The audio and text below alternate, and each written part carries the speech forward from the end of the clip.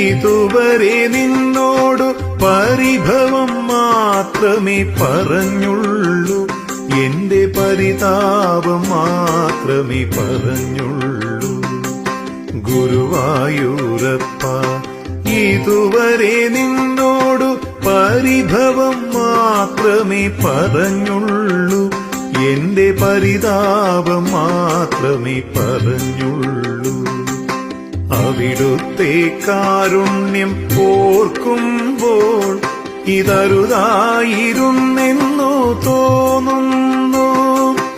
അപരാധം കണ്ണ പൊറുത്താലും എന്റെ